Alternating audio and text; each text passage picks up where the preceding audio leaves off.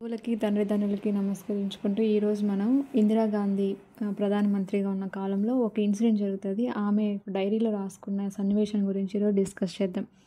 అదేంటంటే, ఒకరోజు మధ్యాహ్నం ఢిల్లీ రాజమార్గంలో తన కాన్వాయ్తో కారులో వెళ్తూ ఉంటారు ప్రధాని.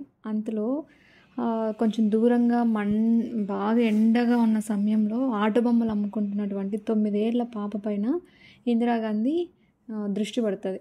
అయితే కాళ్ళకు చెప్పులు లేకుండా ఆ చిన్నారి ఆ దూది బొమ్మలు అమ్ముకుంటున్న తీరు ప్రధాని ఒక మనసుని కొంచెం కదిలించుంటుంది. ఆ కారుని ఆపించి వాళ్ళ బాడీ గార్డ్స్తో ఫుట్పాత్ దగ్గరికి వెళ్ళి ఆ చిన్నారిని పలకరించారు ప్రధాని.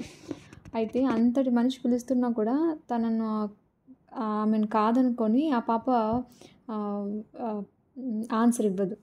అయితే అప్పుడు అక్కడ ఉన్నటువంటి బాడీ గార్డ్స్ కోపంగా ఆవేశంగా ఆ పాపను పట్టుకొని ఈడ్చుకొని వచ్చేందుకు సంసిద్ధమవుతారు. ఇంతలో ఇందిరాగాంధీ ఏం చేస్తుందంటే, వద్దు సున్నితంగా వాళ్ళకి చెప్పి ఆ చిన్నారిని ఆమె పలకరించడానికి వెళ్తారు. అప్పుడు నేను అంతగా పిలుస్తున్నా పలకకుండా వెళ్ళిపోతున్నావేం పాప అంటూ కొంచెం ప్రేమగా ఆప్యాయంగా దగ్గర తీసుకుంటారు ప్రధాని.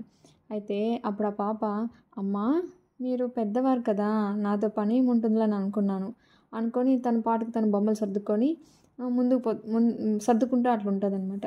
సరే నువ్వు ఎక్కడుంటావు, మీ నాన్న ఏం చేస్తుంటాడు అని ఇందిరాగాంధీ అడుగుతుంది అనమాట.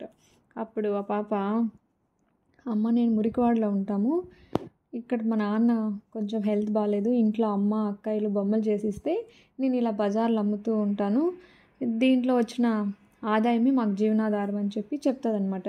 ఇలా రోజంతా అమ్మితే 20 నుంచి 30 రూపాయల వరకు లాభం ఉంటుంది అని అమ్ముకోవడానికి మళ్ళీ కొంచెం ముందుకు వెళ్తుంది అనమాట ఆ పాప.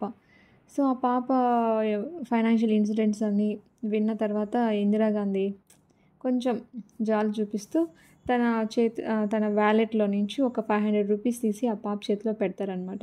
అప్పుడు ఆ పాప, అమ్మా నేనేం బిచ్చగత్తిని కాను అని కోపంగా ఆవేశంగా గట్టిగా అరుస్తుంది అనమాట.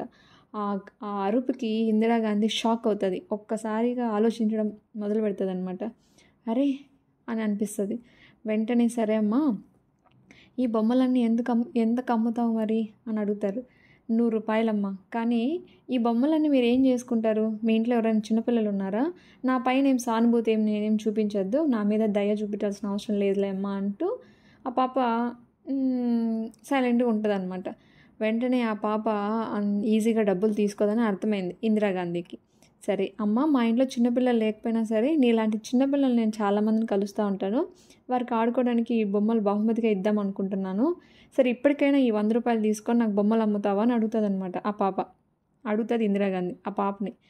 సరే అనేసి ఆ పాప ఒప్పుకొని ఓకే 100 రూపాయల నోట్ ఆ పాప తీసుకొని అప్పుడు కొంచెం సమాధపడి ఆ పాప ఓకే అని తనకు చెప్పుకొని ఆ బొమ్మలన్నీ ఇందిరాగాంధీకి అమ్మేస్తారనమాట.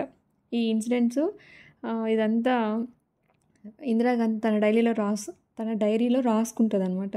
రాసుకోవడమే కాకుండా చాలామంది ప్రముఖులకు కూడా ఇది ఉదాహరణగా చెప్పేది. ఎలా అంటే, ఆ చిన్నారి భారతీయత ఆత్మగౌరవానికి ప్రతీక, అంతేకాకుండా భారతీయులు ఎప్పుడూ కూడా ఎవరి దగ్గర ఏది ఉత్తిగా వచ్చేది అంటే ఉచితంగా వచ్చేది అయాచితంగా వచ్చేది ఏది తీసుకోరు, ఒక దయాదాక్షిణ్యాల పైన బతికే అలవాటు కూడా భారతీయులకు లేదని భారతీయత తత్వాన్ని ఈ ఇన్సిడెంట్స్తో చాలామంది గుర్తు చేస్తూ చెప్పేదంట ఇందిరాగాంధీ.